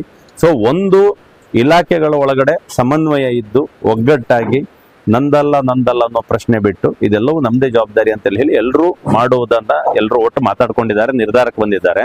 ಅದರ ಜೊತೆಗೆ ಜನರು ಅಲರ್ಟ್ ಇರಬೇಕಾದ್ದೇನು ಕೇಳಿದ್ರೆ ಎಲ್ಲಿಯಾದ್ರೂ ಇದನ್ನ ಕಂಡ ತಕ್ಷಣ ಅಪ್ಡೇಟ್ ಮಾಡಿ, ನನಗೆ ಮಾಡಿ, ನಿಮ್ಮ ಸಂಬಂಧಪಟ್ಟ ಸ್ಥಳೀಯ ಆಡಳಿತಕ್ಕೆ ಮಾಡಿ, ಇಲ್ಲ ಫಾರೆಸ್ಟ್, ತಾಲೂಕ್ ಪಂಚಾಯತ್ ಅಥವಾ ವೆಟರ್ನರಿ, ಆರೋಗ್ಯ ಇಲಾಖೆ ಯಾರಿಗಾದ್ರೂ ಒಬ್ರು ಮಾಹಿತಿ ಕೊಡಿ. ಸೊ ಇದು ತಕ್ಷಣಕ್ಕೆ ಅಬ್ಸರ್ವ್ ಮಾಡಬೇಕಾದ್ದು. ಇದು ಸಿಕ್ಕಿದಂತ ಕಳೆಬರವನ್ನ ಇನ್ಯಾರಿಗೂ ಸಿಗದ ರೀತಿಯಲ್ಲಿ ಒಂದು 8-10 ಫೀಟ್ ಡೌನ್ ಅಲ್ಲಿ ಹುಗಿಯುವಂಥದ್ದು ಅದನ್ನ ಎಲ್ಲವೂ ಫಾರೆಸ್ಟ್ನವ್ರು ಮಾಡ್ತಿದ್ದಾರೆ, ಹೊರಗಡೆ ಇವ್ರು ಮಾಡ್ತಿದ್ದಾರೆ. ಸುಮಾರು ಒಮ್ಮೆ ಬಂತಂತೇಳಿ ಹೇಳಿದ್ರೆ ಆಚೆ ಹಂದಿಗಳಿಗೆ ಹರಡ್ತದೆ ಬಿಟ್ರೆ ಇನ್ ಯಾರಿಗೂ ಆಗುದಿಲ್ಲ ಅನ್ನೋದು ಫಸ್ಟ್ ಸಿಕ್ಕಿರುವಂತ ಮಾಹಿತಿ. ಸೊ ಅಧಿಕೃತ ಸೈಂಟಿಫಿಕ್ ಮಾಹಿತಿ ಅನ್ನುವಂಥದ್ದು DC ಅನೌನ್ಸ್ ಮಾಡ್ತಾರೆ. ನಾವು ಇಲಾಖೆ ಮತ್ತು ಕ್ಷೇತ್ರದವರು ಬಂದ ಒಂದು ಸಮಸ್ಯೆನ ಎಲ್ಲರೂ ಒಗ್ಗಟ್ಟಾಗಿ ಅದನ್ನು ಅಲರ್ಟ್ ಆಗಿ ಇಟ್ಟುಕೊಂಡು ಜಾಗ್ರತೆಯಲ್ಲಿ ಎದುರಿಸುವಂತ ಎಲ್ಲ ತಯಾರಿಯನ್ನ ಮತ್ತು ಸೂಚನೆಯನ್ನ ಅಧಿಕಾರಿಗಳಿಗೆ ಕೊಟ್ಟಿರ್ತಾನೆ. ರಿಪೋರ್ಟ್ ಸಿಕ್ಕಿ ಇಂಥದ್ದೇ ಅನ್ನೋದು ಕನ್ಫರ್ಮ್ ಆದ್ರೆ ಕ್ಲಾಸಿಕಲ್ ಫೀವರ್ ಅಂತೇಳಿ ಆದ್ರೆ ಅದಕ್ಕೆ ಮೆಡಿಸಿನ್ ಇದೆ. ಆಫ್ರಿಕನ್ ಫೀವರ್ ಅಂತೇಳಿ ಆದ್ರೆ ಅದಕ್ಕೆ ಇಲ್ಲಿವರೆಗೆ ವರ್ಲ್ಡ್ ವೈಡ್ ಮೆಡಿಸಿನ್ ಇಲ್ಲ. ಅದು ಯಾವುದು ಅಂತೇಳಿ ಹೇಳಿ ಇವತ್ತು ಸಂಜೆ ಕನ್ಫರ್ಮ್ ಆದ ತಕ್ಷಣ ಕೊಡ್ತಾರೆ. ಅಂದ್ರೆ ಯಾವ್ದಕ್ಕೆ ಕೊಡಬೇಕು ಮೆಡಿಸಿನ್ ಅನ್ನುವಂಥದ್ದನ್ನು ಹೇಳಿದ್ದಾರೆ. ಈಗ ಅವರ ಗೆಸ್ ಏನು ಕೇಳಿದ್ರೆ ನಾಡ ಹಂದಿ ಸಿಕ್ಕಿರುವುದು ಹೆಚ್ಚು ಕೊಳ್ತಿರ್ತದೆ, ಸಾರಿ ಸ್ಯಾಂಪಲ್ ತೆಗಿಯಲ್ಲ, ಅದು ಆ ಲೆಕ್ಕದಲ್ಲಿ ಅವರೊಂದು ಗೆಸ್ಸಿಗೆ ಬಂದಿದ್ದಾರೆ. ಬಟ್ ಅಧಿಕೃತ ರಿಪೋರ್ಟ್ ಬಾರದೆ ಮತ್ತೊಂದಕ್ಕೊಂದು ಎಡವಟ್ ಆಗೋದು ಬೇಡ ಅಂತ ಹೇಳಿ ಬಂದ್ಬಿಡ್ತದೆ. ಅದಷ್ಟೇ ಕಾಡ ಹಂದಿಗಳು ಏನ್ ಸಿಕ್ಕಿದಾವೆ ಅದು ನಾಡಿಗೆ ಅಥವಾ ಜನರಿಗೆ ಸಿಗುವ ವ್ಯಾಪ್ತಿಯಲ್ಲಿ ಸಿಕ್ಕಿದ್ದು ಮಾತ್ರ ಸಿಕ್ಕಿರ್ತದೆ. ಡೀಪ್ ಫಾರೆಸ್ಟ್ ಅಲ್ಲಿ ಚಾನ್ಸೇ ಇಲ್ಲ. ಬಟ್ ನಾನು ಹೇಳೋದು ಅದು ನೇಚರ್ ಇದು ಗೊತ್ತಿಲ್ಲ, ನೇಚರ್ ಇದು ಏನು ಉತ್ತರವೂ ಗೊತ್ತಿಲ್ಲ. ಈಗ ಹಂದಿಗಳು ಸಿಕ್ಕಾಪಟ್ಟೆ ಆಗಿದೆ, ಹಂದಿಗಳದು ವಿಪರೀತ ಸಂಖ್ಯೆ ಆಗಿದೆ. ಅವರಿಗೆ ಫಾರೆಸ್ಟಿಗೂ ಗೆಸ್ ಇರ್ಲಿಕ್ಕಿಲ್ಲ. ಸುಮ್ಮನೆ ಯಾರು ಪಬ್ಲಿಕ್ ಸಿಗುವವರು 50,000ಕ್ಕಿಂತ ಮೇಲಿದೆ ನಮ್ಮ ವ್ಯಾಪ್ತಿಯ ಫಾರೆಸ್ಟ್ ಅಂತ. ಬಹುಶಃ ನೇಚರ್ ಡಿಸೈಡ್ ಮಾಡಿದ್ರೆ ಇದೇ ಡಿಸೀಸ್ ಅಂತೇಳಿ ಆದ್ರೂ ಅಷ್ಟು ಹಂದಿಗಳು ಒಮ್ಮೆ ಸಾಯಬಹುದು, ಕಾಡು ಹಂದಿಗಳು. ಆದ್ರೆ ಇದರಿಂದ ಬೇರೆ ಪ್ರಾಣಿಗಳಿಗೆ ಮತ್ತೆ ಜನರಿಗೆ ತೊಂದರೆ ಇಲ್ಲ ಅಂತ ಆಗೋದ್ರಿಂದ ಅಬ್ಸರ್ವೇಷನ್ ಮಾತ್ರ ನಮ್ಮ ಕೈಯಲ್ಲಿ ಇರುವಂತದ್ದು. ನಾಡ ಹಂದಿಗೆ ನೀವು ಹೇಳಿದಾಗ ಯಾವುದು ಅಂತ ತಕ್ಷಣ ಅದರದ್ದು ವ್ಯವಸ್ಥೆ ಹೋಗ್ತದೆ. ಮತ್ತೆ ಜನರಿಗೆ ಒಂದು ಅರ್ಥ ಮಾಡ್ಕೋಬೇಕಾದ್ದು ಒಂದು ಧೈರ್ಯ ಕೇಳೋದು, ಯಾರ ಫಾರ್ಮ್ ನಲ್ಲಿ ಬಂದಿದೆ ಅವರಿಗೂ ಏನಾಗ್ಲಿಲ್ಲ, ಯಾರು ಅದನ್ನ ನೋಡ್ಕೊಳ್ಳೋರು ಹೇಳಿದ್ದಾರೆ, ಅವ್ರು ಆರಾಮಾಗಿದ್ದಾರೆ ಅಂದ್ರೆ ಅದರ ಅರ್ಥ ಈ ಜ್ವರ ಮನುಷ್ಯರಿಗೆ ಏನ್ ಮಾಡೋದಿಲ್ಲ ಅನ್ನೋದಕ್ಕೆ ಒಂದು ಅರ್ಥ ಹೇಳುವಂಥದ್ದು. ಸೊ ಒಂದೇ ಇದು ಎಲ್ಲ ನಾವು ಒಟ್ಟಾಗಿ ಮಾಡುವಾಗ ಮಾಹಿತಿಗಳನ್ನು ಅಪ್ಡೇಟ್ ಮಾಡ್ತಾವ. ಸೊ ನಮ್ಮಲ್ಲಿ ಈಗಾಗಲೇ ರಿಜಿಸ್ಟರ್ಡ್ ಆದಂತ ಹಂದಿ ಫಾರ್ಮಿನ ಮಾಲಕರನ್ನ ವೆಟರ್ನರಿ ಇಲಾಖೆಯವರು ಮೀಟಿಂಗ್ ಕರೆದು ಅವ್ರ ಜೊತೆ ಚರ್ಚೆ ಮಾಡಿ ಏನೇ ಮಾಹಿತಿ ಇದ್ರೂ ತಕ್ಷಣ ಹೇಳಿ, ತಕ್ಷಣ ರೆಸ್ಪಾಂಡ್ ಮಾಡಿ ಅಂತ ಹೇಳಿದ್ದಾರೆ. ಎಲ್ಲಿಯಾದ್ರೂ ನಮ್ಮ ಹತ್ರ ರಿಜಿಸ್ಟರ್ ಆಗದೆ ಮನೆಗಳಲ್ಲಿ ಒಂದಷ್ಟು ಸಾಕೋರು ಇದ್ದೇ ಇರ್ತಾರೆ. ಸೊ ಅವರು ಸಹಿತ ಈ ವಿಷಯದಲ್ಲಿ ಇಷ್ಟೇ ರೆಸ್ಪಾನ್ಸಿರಿ. ಇಂಥದ್ದು ಈ ರೀತಿ ಇದೆ ಅನ್ನೋದು ಹೇಳಿದಾಗ ಇಲಾಖೆಗಳು ಸಹಿತ ನಿಮಗೆ ಮೆಡಿಸಿನ್ ಇಂದ ಹಿಡಿದು ಪರಿಹಾರದವರೆಗೂ ಮುಂಚಿತವಾಗಿ ಯೋಚನೆ ಮಾಡ್ಲಿಕ್ಕೆ ಒಂದು ಅವಕಾಶ ಇದೆ. ಹಾಗಾಗಿ ಯಾವುದೇ ಮಾಹಿತಿಯನ್ನ ತಡವಾಗಿ ಹೇಳುವುದು ಮತ್ತೆ ಮಾಹಿತಿ ಹೇಳದೇ ಇರೋದು ಎರಡೂ ಮಾಡಿದ್ರೆ ಇದನ್ನ ಕಂಟ್ರೋಲ್ ತರಲಿಕ್ಕೆ ತೊಂದರೆ ಆಗ್ತದೆ. ಹಾಗಾಗಿ ಹಂದಿ ಸಾಕಾಣಿಕೆದಾರರು, ಕೃಷಿಕರು ಯಾರಿದ್ದೀರಿ, ನೀವು ಸಹಿತ ಇದೇನೋ ಅಪರಾಧ ಆಗಿದೆ ನಮ್ಮಿಂದ ಅಂತಲೇ ಹೈಡ್ ಮಾಡಬೇಕಾಗಿಲ್ಲ. ಯಾವ ಮಾಹಿತಿ ಇದ್ರೂ ತಕ್ಷಣ ಹಂಚಿಕೊಳ್ಳುವಂತ ಕೆಲಸ ಮಾಡಿ. ಈಗ ಕಾಡಹಂದಿಗಳು ಸತ್ತಿರೋದು ವರದಿ ಆಗಿದೆ. ಹಾಗೆ ಒಂದು ನಮ್ಮ ಸೇನಾಪುರದಲ್ಲಿ ಒಂದು ನಾಡ ಫಾರ್ಮ್ ಅಲ್ಲಿ ಒಂದು ಹಂದಿ ಸತ್ತಿರೋದು ನಮ್ಮ ಗಮನಕ್ಕೆ ಬಂದು ಎಲ್ಲ ಪೋಸ್ಟ್ ಮಾರ್ಟಮ್ ಮಾಡಿ ಅದರ ಮಾದರಿಗಳನ್ನು ನಾವು ಈಗಾಗಲೇ ಲ್ಯಾಬಿಗೆ ಕಳಿಸಿದ್ದೇವೆ. ಹಾಗಾದ್ರೆ ಲ್ಯಾಬ್ ರಿಪೋರ್ಟ್ ಬಂದ ನಂತರ ಅದೊಂದು ಕರೆಕ್ಟ್ ಇಂಥ ಕಾಯಿಲೆಯಿಂದ ಸತ್ತಿದೆ ಅಂತ ನಾವು ಅದನ್ನು ಗುರುತಿಸಿ ಅದಕ್ಕೆ ಏನೇನು ಕ್ರಮ ಕೈಗೊಳ್ಳಬೇಕು ಅದನ್ನು ಮಾಡ್ತೀವಿ. ಬಟ್ ಇಲ್ಲಿ ಜನರು ಪ್ಯಾನಿಕ್ ಆಗುವಂಥದ್ದೇನಿಲ್ಲ. ಯಾವುದೇ ಇದ್ರೂ ಇದು ಆಫ್ರಿಕನ್ ಸ್ವೈನ್ ಫೀವರ್ ಇರ್ಬೋದು ಅಥವಾ ಕ್ಲಾಸಿಕಲ್ ಸ್ವೈನ್ ಫೀವರ್ ಇರ್ಬೋದು. ಅದರಿಂದ ಆ ಕಾಯಿಲೆ ಹಂದಿಗಳಿಂದ ಹಂದಿಗಳಿಗೆ ಹೊರಡ್ತದೆ ಬಿಟ್ಟರೆ ಹಂದಿಗಳಿಂದ ಬೇರೆ ಪ್ರಾಣಿಗಳಿಗಾಗಲಿ ಮನುಷ್ಯರಿಗಾಗಲಿ ಈ ಒಂದು ಕಾಯಿಲೆ ಬರುವುದಿಲ್ಲ. ಹಾಗಾಗಿ ಅದನ್ನು ಜನರು ಪ್ಯಾನಿಕ್ ಆಗುವಂಥದ್ದು ಬೇಡ. ಯಾಕೆ ಮತ್ತೆ ಇದರಿಂದ ಈ ಕಾಯಿಲೆಗಳಿಂದ ಇದು ಯಾವುದು ಹಂದಿ ಸಾಕಾಣಿಕೆದಾರರಿಗೆ ನಷ್ಟ ಆಗ್ತದೆ, ಅದನ್ನು ಮತ್ತೆ ಬೇರೆ ಹಂದಿಗಳಿಗೆ ಹರಡುವ ಸಂದರ್ಭ ಇದೆ. ಹಾಗಾಗಿ ಅದನ್ನು ನಾವು ತಡೆಗಟ್ಟಬೇಕು. ಅದನ್ನು ಸರಿಯಾಗಿ ಇಲಾಖೆ ಒಂದು ಸಂಪರ್ಕದೊಂದಿಗೆ ಇಟ್ಕೊಂಡು ಸಮನ್ವಯ ಸಾಧಿಸಿ ನಮಗೆ ಮಾಹಿತಿ ಕೊಡಬೇಕು. ಮತ್ತು ನಾವು ಇಂಥದೇ ಕಾಯಿಲೆ ಅಂತ ನಾವು ಹೀಗೆ ಡಿಕ್ಲೇರ್ ಮಾಡ್ಲಿಕ್ಕೆ ಆಗುವುದಿಲ್ಲ. ಅದು ಇದ್ಯಾವುದು ಪ್ರಯೋಗಾಲಯದ ಲ್ಯಾಬ್ ರಿಪೋರ್ಟ್ ಬಂದ ನಂತರ ನಾವು ಅದನ್ನು ಯಾವ ಕಾಯಿಲೆ ಅಂತ ಸ್ಪಷ್ಟಪಡಿಸ್ತೇವೆ. ಮತ್ತು ಈ ಕಾಡಂಚಿನಲ್ಲಿ ಏನೋ ಹಂದಿ ಸಾಯ್ತಾ ಇದೆ, ಅದ್ರ ಬಗ್ಗೆ ಏನಾದ್ರು ಸತ್ರೆ ಇಲಾಖೆ ಅಥವಾ ಫಾರೆಸ್ಟ್ ಡಿಪಾರ್ಟ್ಮೆಂಟ್ ಆರೋಗ್ಯ ಇಲಾಖೆಗೆ ಅದನ್ನ ತಿಳಿಸಿ ಅದಕ್ಕೆ ಏನೇನು ಅಂದ್ರೆ ಜನರೇನಂತ ಹೇಳಿದ್ರೆ ಸ್ಟ್ರಿಕ್ಟ್ ಆಗಿ ಅದನ್ನ ಬಯೋಸೆಕ್ಯೂರಿಟಿ ಮೆಜರ್ ತಮ್ಮ ಫಾರ್ಮ್ಗಳಲ್ಲಿ ಬಯೋಸೆಕ್ಯೂರಿಟಿ ಮೆಜರ್ ಈಗಾಗಲೇ ಹಂದಿ ಸಾಕಣೆದಾರರ ಒಂದು ಮೀಟಿಂಗನ್ನು ಕರೆದು ನಾವು ತಿಳಿಸಿದ್ದೇವೆ. ಅವರಿಗೆ ಏನು ಸೂಚನೆ ಕೊಟ್ಟಿದ್ದೇವೆ ಅಂತ ಹೇಳಿದರೆ ತಾವು ತಮ್ಮ ಹಂದಿಗಳಲ್ಲಿ ಏನಾದರೂ ಅನಾರೋಗ್ಯ ಕಂಡ್ರೆ ಕೂಡಲೇ ನಮಗೆ ತಿಳಿಸಿ. ಆಮೇಲೆ ಸಪೋಸ್ ಹಂದಿ ಸತ್ತರೆ ಅದನ್ನು ಈ ನಿರ್ಜನ ಪ್ರದೇಶ ಅಥವಾ ಕಾಡು ಪ್ರದೇಶದಲ್ಲಿ ಅದನ್ನು ಎಸೆಯಬಾರ್ದು. ಅದನ್ನು ಒಂದು ಸೈಂಟಿಫಿಕ್ ರೀಸನಲ್ಲಿ ಹೇಗೆ ಇದು ಮಾಡಬೇಕು, ಗುಂಡಿ ತೊಡೆದು ಬ್ಲೀಚಿಂಗ್ ಪೌಡ್ರಲ್ಲಿ ಹಾಕಿ ಹೂತಾಕಬೇಕು. ಮತ್ತು ಅನಗತ್ಯವಾಗಿ ಹಂದಿಯನ್ನು ಮಾರಾಟ ಇನ್ನು ನಮ್ಮ ಇಲಾಖೆ ಪರ್ಮಿಷನ್ ಇಲ್ಲದೆ ಗಮನಕ್ಕೆ ತರದೆ ಹಂದಿಗಳನ್ನು ಮಾರಾಟ ಮಾಡಬಾರ್ದು. ಮತ್ತು ಹೊರಗಡೆಯಿಂದ ಮುಖ್ಯವಾಗಿ ಹೊರಗಡೆಯಿಂದ ಯಾವುದೇ ಒಂದು ಹೊಸ ಸ್ಟಾಕ್ ಮರಿಗಳನ್ನು ತರಬಾರ್ದು. ಅದ್ರ ಜೊತೆಗೆ ತಮ್ಮ ಫಾರ್ಮ್ ವ್ಯಾಪ್ತಿಯಲ್ಲಿ ಈ ಕಾಡು ಪ್ರಾಣಿಗಳು ಬರೆದಿದ್ದಾಗೆ ಬೇಲಿ ಹಾಕುವಂಥದ್ದು ಮತ್ತು ಬಯೋಸೆಕ್ಯೂರಿಟಿ ಬೇರೆ ಅನಗತ್ಯವಾಗಿ ಬೇರೆ ಜನರನ್ನು ಫಾರ್ಮ್ ಒಳಗೆ ಬಿಟ್ಕೊಳ್ಳುವಂಥದ್ದು, ವೆಹಿಕಲ್ ಬಿಟ್ಕೊಳ್ಳುವಂಥದ್ದು ಇದನ್ನೆಲ್ಲ ಮಾಡಬಾರ್ದಂತ ಈಗಾಗಲೇ ಅವೇರ್ನೆಸ್ ಕೊಟ್ಟಿದ್ದೇವೆ. ಮತ್ತು ಅದಕ್ಕೆ ಅಗತ್ಯವಾದ ಲಸಿಕೆಯನ್ನು ಅವರಿಗೆ ಸರಬರಾಜು ಮಾಡಿದ್ದೇವೆ, ಲಸಿಕೆ ಹಾಕಿಸ್ಕೊಂಡಿದ್ದಾರೆ. ಅದ್ರ ಜೊತೆಗೆ ಅದಕ್ಕೆ ಹಂದಿಗಳಲ್ಲಿ ಇಮ್ಯುನಿಟಿ ರೋಗ ನಿರೋಧಕ ಶಕ್ತಿ ಜಾಸ್ತಿ ಆಗಲಿಕ್ಕೆ ನಾವು ಜಂತುನಾಶಕಗಳು ಇರ್ಬೋದು, ಅದಕ್ಕೆ ಮೆಡಿಸಿನ್ ಏನೇನು ಮತ್ತು ಫಾರ್ಮಲ್ಲಿ ಯೂಸ್ ಮಾಡೋ ಡಿಸ್ಇನ್ಫೆಕ್ಟೆಂಟ್ ಅವುಗಳನ್ನು ನಾವು ಅವರಿಗೆ ಸಪ್ಲೈ ಮಾಡಿದ್ದೀವಿ. ಅದನ್ನು ಹೇಗೆ ಬಳಕೆ ಮಾಡಬೇಕಂತ ನಾವು ಈಗಾಗಲೇ ತಿಳಿಸಿದ್ದೇವೆ. ಮತ್ತು ನಾವು ಇದುವರೆಗೆ ಈ ವ್ಯಾಪ್ತಿಯಲ್ಲಿ ನಾವು ಕಂಡು ಬಂದ ಹಾಗೆ ಮನುಷ್ಯರಲ್ಲಾಗಲಿ ಯಾವುದೇ ಒಂದು ಇವನ್ ಹಂದಿ ಫಾರ್ಮಲ್ಲಿ ಹಂದಿ ಸತ್ತಿದ್ರು ಕೂಡ ಮನುಷ್ಯರಲ್ಲಿ ಏನು ಹಂದಿ ಜ್ವರದ ಲಕ್ಷಣ ಇಲ್ಲ. ಹಂದಿ ಜ್ವರನೇ ಬೇರೆ ಮತ್ತು ಯಾವುದು ಸ್ವೈನ್ ಫ್ಲೂ ಬೇರೆ. ಹಾಗಾಗಿ ಮನುಷ್ಯರು ಅದೊಂದು ಪ್ಯಾನಿಕ್ ಆಗುವಂಥದ್ದು ಏನು ಅಗತ್ಯ ಇಲ್ಲ. ಆದರೆ ಎಲ್ಲೆಲ್ಲೇ ಎಸೆದರೆ ಅದು ನದಿ ಮೂಲೆ ಅಥವಾ ಜಲ ಮೂಲಕ್ಕೆಲ್ಲ ಸೇರಿ ನೀರು ಕಲುಷಿತವಾಗಿ ಬೇರೆ ಆರೋಗ್ಯ ಸಮಸ್ಯೆ ಆಗೋ ಚಾನ್ಸಸ್ ಇದೆ. ಅದರಿಂದ ಅದನ್ನು ಯಾವುದು ಕಾಡು ಹಂದಿ ಇರ್ಬೋದು, ನಾಡ ಹಂದಿನವನ್ನು ಪ್ರಾಪರ್ ಆಗಿ ಅದನ್ನು ವಿಲೇವಾರಿ ಮಾಡಬೇಕು. ಮತ್ತು ಅದಕ್ಕೆ ಬೇರೆ ವಾಟರ್ ಕಂಟಾಮಿನೇಷನ್ ಆಗದಿದ್ದಾಗೆ ನಾವು ನೋಡಿಕೊಂಡ್ರೆ ಅದನ್ನೆಲ್ಲೇ ತಡೀಬೋದು. ಹಾಗಾಗಿ ಜಾಸ್ತಿ ಪ್ಯಾನಿಕ್ ಆಗುವಂಥದ್ದೇನಿಲ್ಲ. ಇನ್ನೇನು 2 ದಿನದಲ್ಲಿ ಅದು ಲ್ಯಾಬ್ ರಿಪೋರ್ಟ್ ಬರ್ತದೆ. ಬಂದ ನಂತರ ನಾವು ನಮ್ಮ ಇಲಾಖೆಯ ಉಪನಿರ್ದೇಶಕರು ಅದ್ರ ಬಗ್ಗೆ ಏನೇನು ಕ್ರಮ ಕೈಗೊಳ್ಬೇಕು ಅದಕ್ಕೆ ನಮಗೆ ಮಾರ್ಗದರ್ಶನ ನೀಡ್ತಾರೆ. ಹಂದಿ ಸತ್ತಿದೆ, ಅದರಲ್ಲಿ 2 ಕಾಡು ಹಂದಿಯನ್ನು ಪೋಸ್ಟ್ ಮಾರ್ಟಮ್ ಮಾಡಿ ಅದರ ಸ್ಯಾಂಪಲ್ ಅನ್ನ ನಮ್ಮ ಭಾರತೀಯ ಪ್ರಾಣಿ ಆರೋಗ್ಯ ಮತ್ತು ಜೈವಿಕ ಸಂಸ್ಥೆ ಬೆಂಗಳೂರಿಗೆ ಈಗಾಗಲೇ ಕಳಿಸಿದ್ದೇವೆ. 5 ಸಾಕು ಒಂದು ಸತಿ, ಅದರ ನಂತರ 2 ಸತ್ತಿದೆ. ಅದರಲ್ಲಿ 1 ಪೋಸ್ಟ್ ಮಾರ್ಟಮ್ ಮಾಡಿ ಲ್ಯಾಬಿಗೆ ಕಳಿಸಿ. ಒಟ್ಟಿಗೆ 7 ಇದುವರೆಗೆ ಸತ್ತಿದೆ. ಅದೇ ಒಂದೇ ಫಾರ್ಮ್ ಅಲ್ಲಿ 7 ಸತ್ತಿದೆ.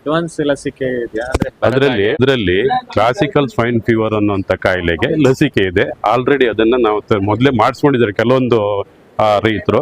ಇನ್ನು ಯಾರ್ಯಾರು ಮಾಡಿಸ್ಕೊಂಡಿಲ್ಲ ಅವರಿಗೆ ನಾವು ಈಗಾಗಲೇ ಲಸಿಕೆ ಸರಬರಾಜು ಮಾಡಿ ಆ ಲಸಿಕೆ ಹಾಕಿಸ್ಕೊಂಡಿದ್ದಾರೆ. ಮತ್ತೆ ಈ ಆಫ್ರಿಕನ್ ಸ್ವೈನ್ ಫೀವರ್ ಅನ್ನುವಂಥದ್ದಕ್ಕೆ ಈಗಾಗಲೇ ಹೇಳಿದಾಗ ಅದಕ್ಕೆ ಲಸಿಕೆ ಇಲ್ಲ.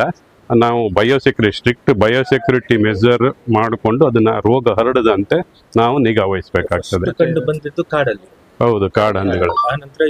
ಆಮೇಲೆ ಒಂದೇ ಎಲ್ಲೂ ಕೂಡ ಸಾಮೂಹಿಕ ಅಲ್ಲ, ಸರಣಿ ಅಷ್ಟೇ. ಹೌದು, ಅಲ್ಲಿ ಒಂದೊಂದು ಬೇರೆ ಬೇರೆ ವ್ಯಾಪ್ತಿಯಲ್ಲಿ ಸುಮಾರು ಒಂದು 20-30 ಕಿಲೋಮೀಟರ್ ರೇಡಿಯಸ್ ಅಲ್ಲಿ ಅಲ್ಲಲ್ಲಿ ಒಂದು ಸುಮಾರು ಇದು ಆಲೂರು ಇರ್ಬೋದು, ನಾಡ ಇರ್ಬೋದು, ಹಟ್ಟಿ ಅಂಗಡಿ, ಚಿತ್ತೂರು ಈ ವ್ಯಾಪ್ತಿಯಲ್ಲಿ ಕಾಡು ಹಂದಿ ಸತ್ತಿರೋದು ಕಂಡು ಬಂದಿದೆ. ಸರ್, ಈಗ ಇದು ಕಾಡು ಹಂದಿ ಮಾಂಸ ತಿನ್ನಬಾರ್ದು, ಬಟ್ ಸಾಕು ಹಂದಿದ್ದು ಮಾಂಸ ಮಾರ್ಕೆಟ್ ಇಂದ ತಗೊಂಡು ತಿನ್ಬೋದಾ?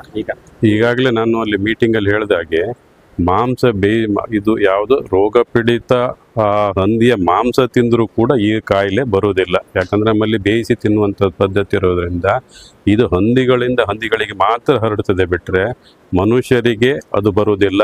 ರೋಗ ಅಂದರೆ ಇದು ಕಂಟ್ಯಾಮಿನೇಟೆಡ್ ಮೀಟ್ ತಿಂದರೂ ಕೂಡ ಮನುಷ್ಯರಿಗೆ ಹರಡಿದ ಯಾವುದೇ ಒಂದು ವರದಿ ಇಲ್ಲ. ಹಾಗಾಗಿ ಗಾಬರಿ ಆಗುವಂಥದ್ದೇನಿಲ್ಲ. ಆದಷ್ಟು ಅದನ್ನು ರೋಗ ಪೀಡಿತ ಹಂದಿಯ ಮಾಂಸ ಬಳಸದಿದ್ರೆ ಒಳ್ಳೆಯದು. ಆಫ್ರಿಕನ್ ಸ್ವೈನ್ ಫೀವರ್ ಬಗ್ಗೆ ಸ್ವಲ್ಪ ಹೇಳ್ಬೋದು. ಈಗ ಅದಲ್ಲ, ಬಟ್ ಹೇಗೆ ಅಂತ ಹೇಳಿದ್ರೆ ಇದೊಂದು ವೈರಸ್ ಇಂದ ಬರುವಂತ ಕಾಯಿಲೆ. ಈ ಕಾಯಿಲೆ ಅಂತ ಹೇಳಿದ್ರೆ ಈ ಹಂದಿಗಳಲ್ಲಿ ಏನು ಅಂತ ಹೇಳಿದ್ರೆ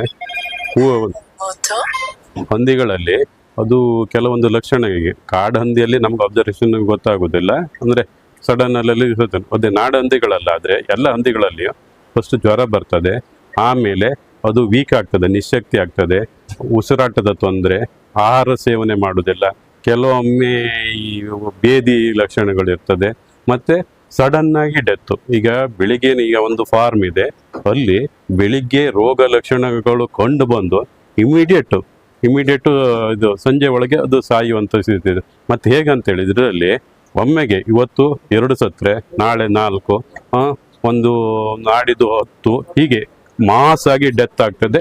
ಆದಷ್ಟು ಅಂದ್ರೆ ಬೇಗ ಡೆತ್ ಆಗ್ತದೆ. ಹಾಗೆ ಒಂದು 10 ದಿವಸದಲ್ಲಿ ಆ ಫಾರ್ಮಲ್ಲಿ 500 ಹೊಂದಿದ್ರು 10 ದಿವಸದಲ್ಲಿ ಸಾಯುವಂಥದ್ದು, ಅಂದ್ರೆ ಮಾಸ್ ಆಗಿ ಸಡನ್ ಆಗಿ ಡೆತ್ ಇರ್ತದೆ. ಮತ್ತೆ ಇದಕ್ಕೆ ಯಾವುದೇ ಲಸಿಕೆ ಆಗಲಿ ಔಷಧವಾಗಲಿ ಇರುವುದಿಲ್ಲ.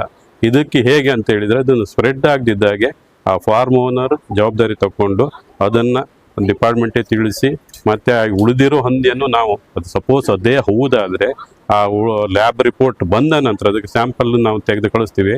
ಲ್ಯಾಬ್ ರಿಪೋರ್ಟ್ ಬಂದ ನಂತರ ಅದು ಆಫ್ರಿಕನ್ ಸ್ವೈನ್ ಫೀವರ್ ಹೌದಂತ ಕನ್ಫರ್ಮ್ ಆದರೆ ಆ ಏರಿಯಾದಲ್ಲಿ ಅಂದರೆ ಫಸ್ಟ್ ಆ ಫಾರ್ಮಲ್ಲಿ ಉಳಿದಿರೋ ಹಂದಿ ಏನಿದೆ ಅದನ್ನು ಕಲ್ಲಿಂಗ್ ಅಂತೀವಿ, ಸಾಯಿಸುವಂಥದ್ದು. ಸಾಯಿಸಿ ಪ್ರಾಪರ್ ಆಗಿ ಅದು ಒಂದು 8 ಅಡಿ ಆಳ ಮಾಡಿ ಅದನ್ನು ಹಾಕಿ ಅದ್ರ ಮೇಲೆ ಬ್ಲೀಚಿಂಗ್ ಪೌಡ್ರ್, ಸುಣ್ಣ ಇದೆಲ್ಲ ಹಾಕಿ ಅದನ್ನು ನಾವು ಇದು ಕೂತಾಕ್ತೀವಿ. ಅದ್ರ ಜೊತೆಗೆ ಆ ಸುತ್ತಮುತ್ತ 1 ಕಿಲೋಮೀಟರ್ ರೇಡಿಯಸಲ್ಲಿ ಏನೇನು ಹಂದಿ ಫಾರ್ಮ್ ಇದೆ ಅದನ್ನೆಲ್ಲ ಮುಚ್ಚಿಸಿ, ಅಂದರೆ ಕಲ್ಲಿಂಗ್ ಮಾಡಿ ಕಂಪ್ಲೀಟ್ ಕ್ಲೋಸ್ ಮಾಡ್ತೀವಿ. ಸುಮಾರು 10 ಕಿಲೋಮೀಟರ್ ರೇಡಿಯಸಲ್ಲಿ ಈ ಉಳಿದ ಫಾರ್ಮ್ ಇದ್ರೆ ಅದನ್ನು ಅಬ್ಸರ್ವೇಷನ್ ಬಫರ್ ಝೋನ್ ಅಂತೇಳಿ ಅಬ್ಸರ್ವೇಷನಲ್ಲಿ ಇಡ್ತೀವಿ.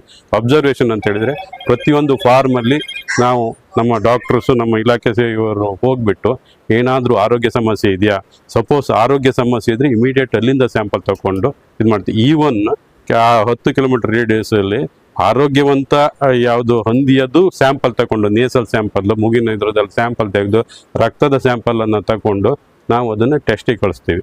ಫಸ್ಟು 10 ಕಿಲೋಮೀಟರ್ ರೇಡಿಯಸಲ್ಲಿ ಅದನ್ನು ವ್ಯಾಪ್ತಿಯಲ್ಲಿ ಗಮನದಲ್ಲಿ ಇಟ್ಟುಕೊಂಡು ಇದಕ್ಕೆ ಕಂಟ್ರೋಲ್ ಮಾಡಲಿಕ್ಕೆ ನಾವು ಅದನ್ನು ನಮ್ಮ ಏನು ಸ್ಟ್ಯಾಂಡರ್ಡ್ ಆಪರೇಷನ್ ಪ್ರೊಸೀಜರ್ SOP ಇದೆ ಅದ್ರ ಪ್ರಕಾರ ಕಾರ್ಯನಿರ್ವಹಿಸ್ತೇವೆ. ಮತ್ತೆ ಅಂತೇಳಿದರೆ ಅದು ಹಂದಿನ ಹಂದಿಗೆ ಬಿಟ್ಟರೆ ಬೇರೆ ಹೊರಡುವಂಥದ್ದಿಲ್ಲ. ಹಾಗಾಗಿ ನಾವು ಬಯೋಸೆಕ್ಯೂರಿಟಿ ಇದೇನು ಮೆಸರ್ಸ್ ಏನಿದೆ, ಮತ್ತು ನಮ್ಮ ಏನು ಇಲಾಖೆ ಏನು SOP ಸ್ಟ್ಯಾಂಡರ್ಡ್ ಆಪರೇಟಿವ್ ಪ್ರೊಸೀಜರ್ ಏನು ಫಾಲೋ ಮಾಡಿದರೆ ಅದನ್ನಲ್ಲೇ ನಾವು ಸಬ್ಸೈಡ್ ಮಾಡಲಿಕ್ಕೆ ಆಗ್ತದೆ. ಯಾಕೆ ಬರ್ತದೆ ಅಂದ್ರೆ ಅದು ವೈರಸ್ಸಿಂದ ಬರುವಂಥದ್ದು. ಅದು ಯಾಕೆ ಬಂದರೆ ವೈರಸ್ಸಿಂದ ಬರುವಂಥ ಕಾಯಿಲೆ. ಅದು ಕೆಲವು ಕಡೆ ಒಂದೊಂದು ಏರಿಯಾದಲ್ಲಿ ಒಮ್ಮೊಮ್ಮೆ ಆ ರೋಗ ಕಂಡು ಬರ್ತದೆ. ಅದು ಎಲ್ಲ ಕಡೆ ಇದೆ. ಅದು ಫಸ್ಟ್ ಆಫ್ರಿಕನ್ ಒರಿಜಿನಿಂದ ಇದಾಗಿ ಆಮೇಲೆ ಫಸ್ಟು ನಮ್ಮ ಇಂಡಿಯಾದಲ್ಲಿ ನಾರ್ತ್ ಈಸ್ಟಲ್ಲಿ ಇದ್ದಿತ್ತು. ಅದು ನಾರ್ತ್ ಈಸ್ಟು ರಾಜ್ಯದಲ್ಲಿ ಚೈನಾ ಕಡೆಯಿಂದ ಆ ಕಡೆ ಬಂತದ್ದು. ಅದು ಆಮೇಲೆ ಇಡೀ ಥ್ರೂ ಔಟ್ ಇಂಡಿಯಾ ಅದು ಸ್ಪ್ರೆಡ್ ಆಗಿದೆ. ಬಟ್ ಅದು ಲಿಮಿಟೆಡ್ ಪೀರಿಯಡಲ್ಲಿ ಕೆಲವೊಂದು ಪಾಕೆಟಲ್ಲಿ ಕಂಡು ಬರ್ತದೆ, ಅಲ್ಲೇ ಸಬ್ಸೈಡ್ ಆಗ್ತದೆ.